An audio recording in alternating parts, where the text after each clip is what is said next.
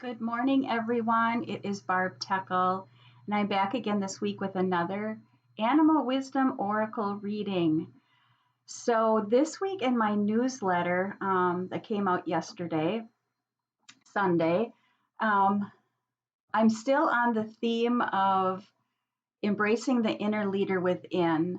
I took part in the Animal Wisdom World Summit last week, and wow, that was such a beautiful summit. So many amazing speakers. I was so honored to be a part of it, which was hosted by Dr. Kara Gubbins. But I was really touched and really felt my heart expand and this new perspective come into my own being in relation to embracing our own inner leader. So in my newsletter, I did pull two cards around what we needed to know to nurture our inner leader because I think so many of us are frightened of, the leader that is within each one of us. And I can definitely say that, was me for many, many years. So it was interesting because in that reading, the sloth and the wombat both came up with messages on how to nurture ourselves in order to embrace our inner leader. And today I'm going to keep going on that theme, like I said, of how do we, or what do we need to know about embracing our inner leader?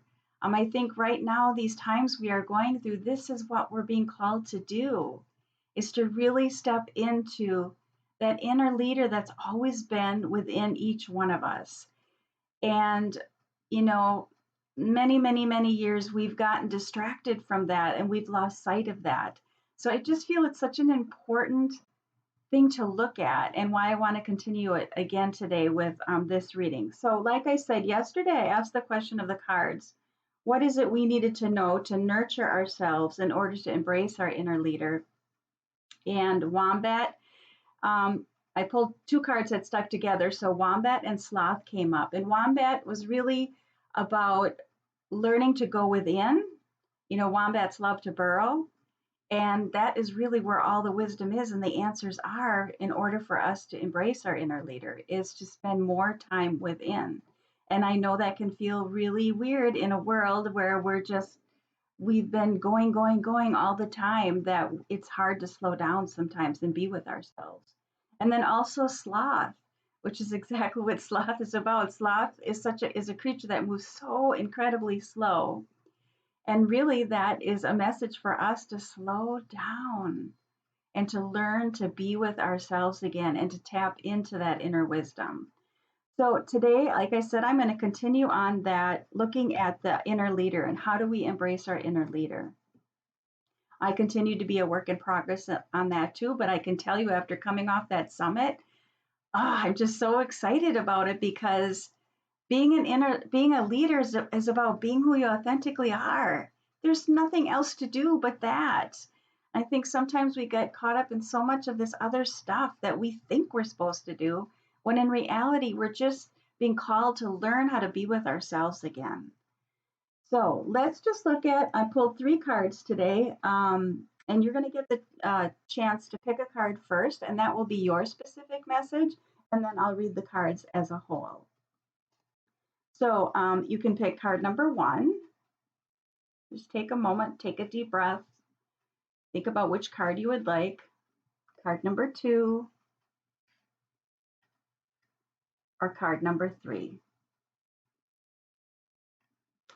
All right, so if you picked card number one, which is from the Animal Kin Oracle by Sarah Wilder, I'm always drawn to this deck because my favorite colors are blues and greens, so that always calls out to me. So, what do you need to know about embracing your inner leader if you picked one? I never heard of this creature before, the peahen. It looks somewhat like a peacock, doesn't it? Interestingly enough, the word on this card is nurture. And as I started out talking today, what I talked about in my newsletter this week was about how do we nurture ourselves in order to embrace our inner leader. So peahen is saying that's what we need to do. If you pick number one, you need to be in that space of learning to nurture yourself. And I know, especially for women, that is something really hard for many to do. I know especially if you're moms or your grandparents, you're a grandma, um, that can be challenging because we feel good when we help others and serve others. But Peahen is reminding us that we have to first start with ourselves. And this has been my message for many, many years now, that is not a selfish act. We have to nurture ourselves first in order to be better for those around us. So I just did take a peek at the guidebook because I didn't know a lot about peahen, and I thought this was interesting that I wanted to share. So its kin essence is how you nurture others is a reflection of how you wish to nurture yourself. So maybe that will help those of us or those of you that feel that you should that taking time for yourself is selfish. But peahen again is saying it's a reflection of how you wish to be nurtured and cared for. And the reality is, we can only do that for ourselves. We have to embrace that inner leader within us and know that we are important, that we matter, and that it's up to us to take those steps to do what we need to do to nurture ourselves. So that's your card if you picked number one, peahen. So if you picked number two, what is it you need to know about embracing the inner, um, your inner leader? And it is antelope. And this is from the deck by Dr. Stephen Farmer, Power Animal Oracle Cards. And the message on the bottom says, make a decision and take appropriate action. What I love about this card is I think it really speaks to how I'm sensing this. I'm really sensing as it speaks to when we're talking about embracing your inner leader, how often, especially in our world that is so polarized and we've been so divided, and that's the same in our own lives when we're trying to make a decision about something and we're trying to lead from what we feel is best, we get caught up in, well, this person says this, or this person says this, or this doctor says this, or this doctor says this, instead of going within and being with what we know is our own truth. And so this card is saying, when it's with the word decisiveness, we know if we spend more time, if we can spend more time being with ourselves and trusting ourselves, we can make that decisive decision instead of being pulled back and forth and feeling this tug and pull.